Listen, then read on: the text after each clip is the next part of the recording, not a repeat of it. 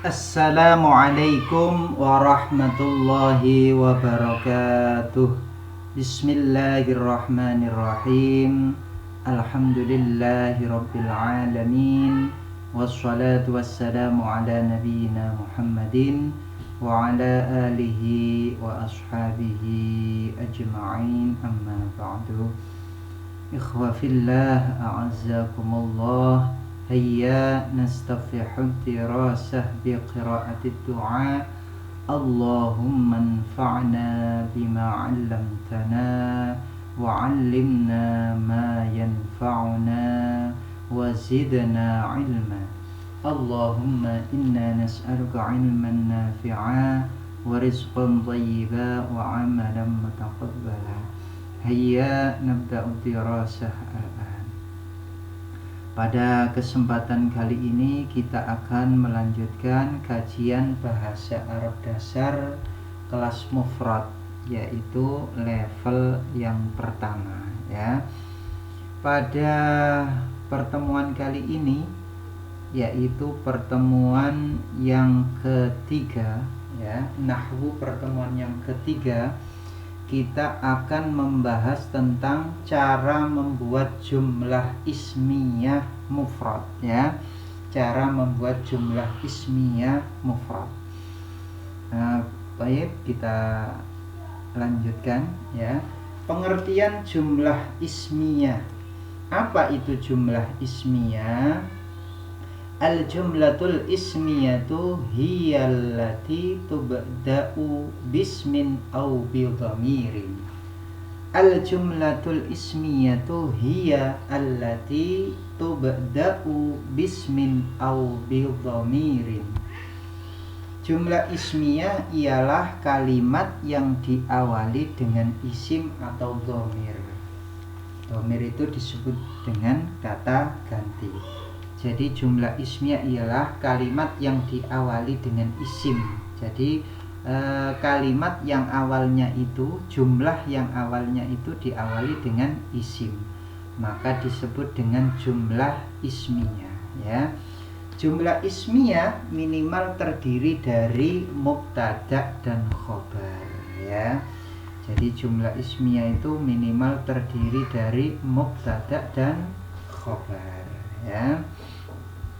Kemudian apa itu mubtada dan khobar? Yaitu al-mubtada'u huwa ismun marfu'un fi awalil jumlati. Mubtada ialah isim yang dirofakkan yang berada di awal kalimat. Jadi isim yang marfu' ya, yang berada di awal kalimat ya. Marfu' itu apa? Yang dibaca dhammah ya, yang harokat akhirnya itu dhammah ya. Itu namanya marfu' ya.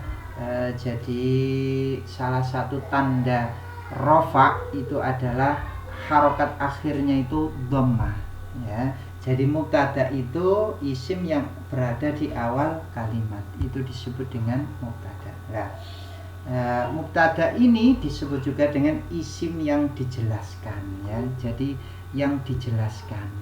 Kemudian kalau ada yang dijelaskan berarti ada yang menjelaskan. Nah, yang menjelaskan nanti adalah khobar ya. Al khobaru huwa ismun marfu'un yukawwinu ma'al mubtada'i jumlatan mufidatan.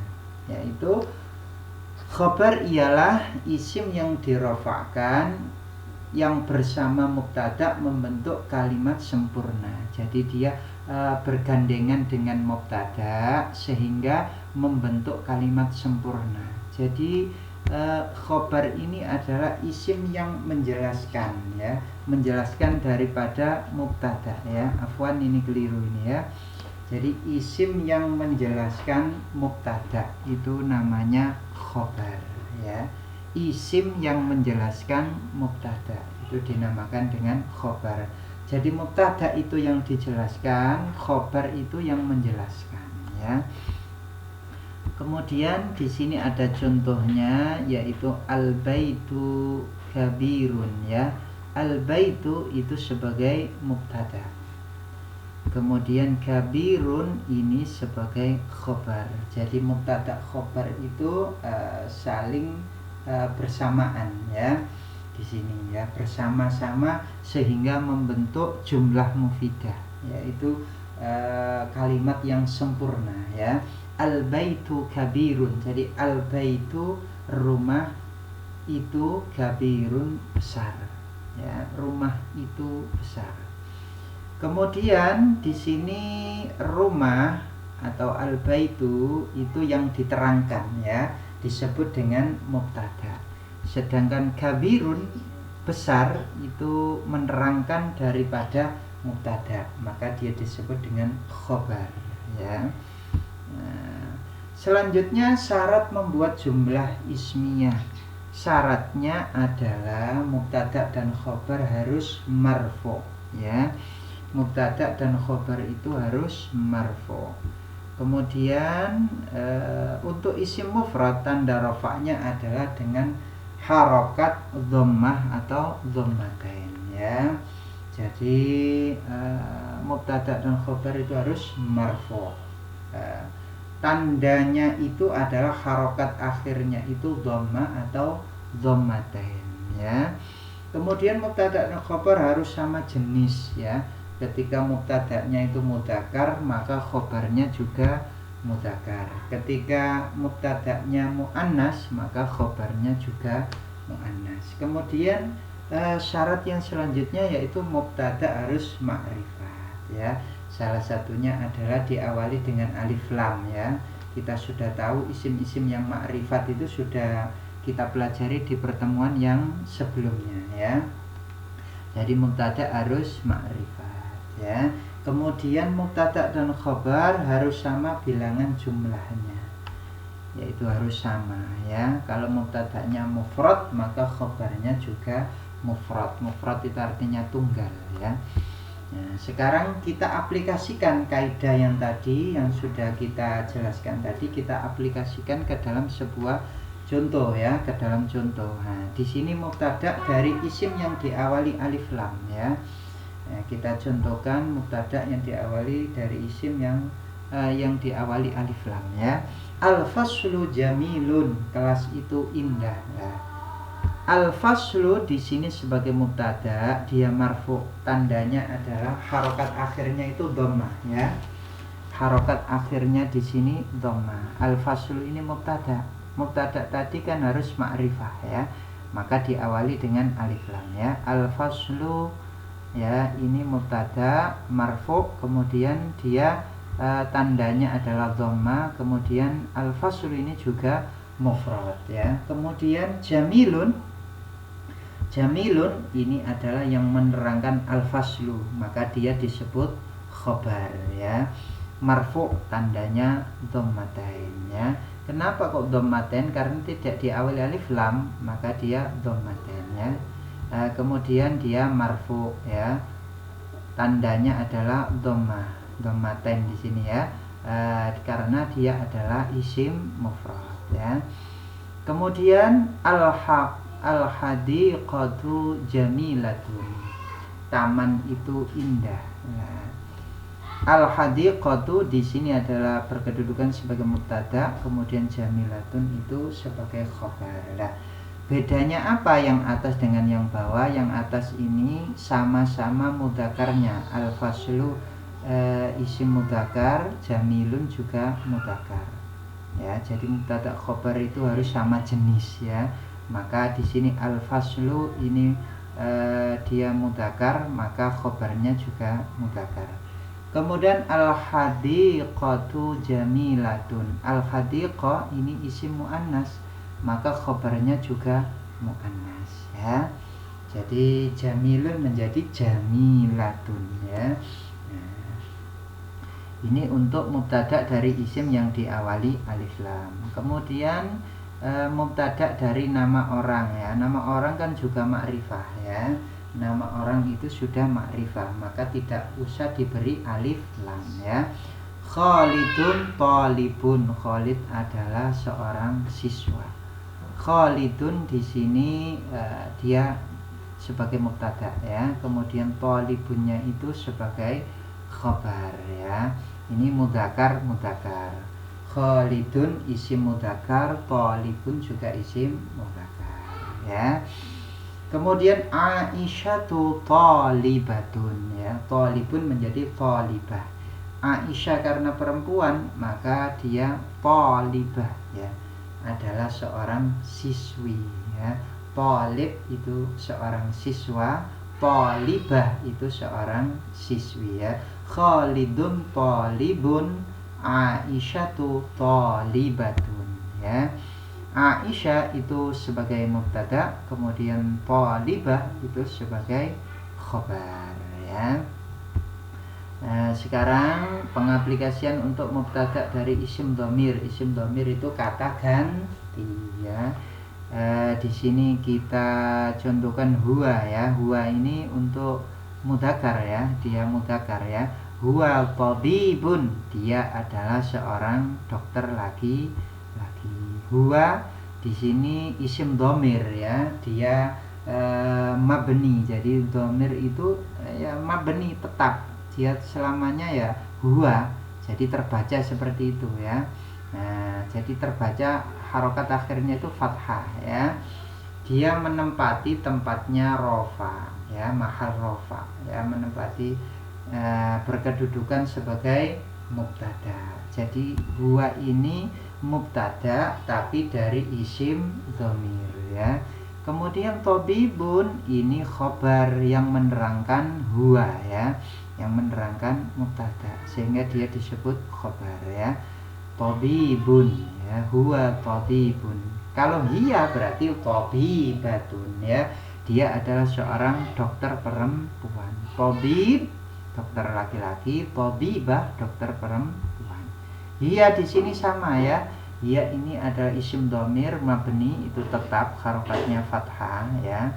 Dia mahal rofa ya, ini dia rofa, tetapi dia itu karena mabni maka harokat akhirnya tetap, yaitu fathah ya. Dia berkedudukan sebagai mubtada. Kemudian tabibatun itu sebagai khobar ya. Sekarang pengaplikasian kaidah mubtada dari isim dhamir yang selanjutnya, yaitu anta ya. Anta mudarrisun, kamu adalah seorang guru laki-laki ya. Anta ini dia adalah isim dhamir sebagai mubtada ya. Kemudian mudarrisun sebagai khobar. Kemudian anti mudarrisatun, kamu adalah seorang guru perempuan ya. Karena anti ini untuk perempuan ya, isim dhamir untuk perempuan, maka khobarnya juga perempuan ya. Anti mudarrisatun, anta mudarrisun, anta mudarrisun, anti mudarrisatun. Jadi anti di sini sebagai mubtada, kemudian mudarrisatun sebagai khobar ya. Yang selanjutnya adalah mubtada dari isim dhamir. Ini di sini isim dhamirnya adalah ana ya. Ana tajirun, saya adalah seorang pedagang laki-laki ya. Ana di sini sebagai mubtada, kemudian tajirun sebagai khobar. Karena ana ini bisa untuk mudzakkar muannas, maka dia boleh dipakai ya untuk muannas. Ana tajirotun, saya adalah seorang pedagang perempuan ya. Ana sebagai mubtada, kemudian tajiratun sebagai khobar ya. Nah, ana ini juga sama ya, mabni, jadi terbacanya seperti itu ya. Jadi dia tetap marfu ya, namun dia mabni ya, mabni sukun ya. Ana ini mabni sukun ya. Nah, kemudian yang selanjutnya adalah mubtada dari isim isyarah. Isim isyarah itu juga sudah ma'rifah, maka tidak usah diberi alif lam ya. Hadza kitabun, ini sebuah kitab ya. Hadza di sini isim isyarah mubtada, dia mabni, tetap terbaca seperti itu ya. Selamanya terbaca hadza ya, tetap hadza ya. Tidak ada hadzu, hadi, hadza, hadi, tetap dia terbaca hadza ya. Kemudian kitabun sebagai khobar ya. Nah, kemudian hadhihi haqibatun, ini sebuah tas ya. Hadza itu kata tunjuk dekat ya, lil qorib dekat untuk mudzakkar ya. Sedangkan kata tunjuk dekat untuk muannas adalah memakai hadhihi ya. Hadhihi haqibatun, ini adalah sebuah tas. Karena tas ini muannas, maka dia pakai isim isyarah ya, kata tunjuknya adalah hadhihi ya. Kita pun karena dia ada isim mudzakkar, maka memakai hadza ya. Nah, jadi hadhihi ini mubtada, haqibatun sebagai khobar ya. Selanjutnya tadi untuk yang jarak dekat, kata tunjuk jarak dekat. Sekarang isim isyarah untuk kata tunjuk jarak jauh ya, zalika, memakai zalika dan tilka. Zalika ini untuk yang mudzakkar ya. Zalika qamisun, itu sebuah kemeja. Zalika ini isim isyarah, dia sebagai mubtada. Kemudian qamisun ini khobar ya, sebagai khobar. Kemudian tilka suratun, itu sebuah gambar. Nah, tilka di sini sebagai mubtada, suratun sebagai khobar ya. Jadi untuk jarak jauh, isim isyarah untuk jarak jauh, penunjuk jarak jauh itu untuk mudzakkar memakai zalika, untuk muannas memakai tilka ya. Karena suratun itu muannas, maka dia memakai isim isyarah tilka. Qamisun ini isim mudzakkar, maka dia memakai isim isyarah zalika ya. Kemudian perlu diingat bahwa huwa itu digunakan untuk mudzakkar ya. Huwa itu untuk mudzakkar, hiya itu untuk muannas ya. Anta itu untuk mudzakkar, anti untuk muannas. Ana itu bisa untuk mudzakkar dan bisa untuk muannas ya, ana ya. Kemudian isim isyarah hadza dan dzalika digunakan untuk mudzakkar. Bedanya hadza itu untuk jarak dekat, dzalika itu untuk jarak jauh ya. Kemudian isim isyarah hadhihi dan tilka digunakan untuk muannas ya. Isim isyarah hadza, hadhihi, dzalika, tilka dapat digunakan untuk benda mati dan benda hidup ya. Kita contohkan tadi adalah benda mati ya. Bagaimana kalau yang hidup ya? Maka dia tetap bisa dipakai ya. Hadza hasanun, ini adalah hasan ya. Hadza hasanun, ini adalah hasan ya. Jadi dia kata tunjuk untuk benda mati maupun hidup ya. Mudah-mudahan keterangan ini bermanfaat. Wallahu a'lam. Wassalamualaikum warahmatullahi wabarakatuh.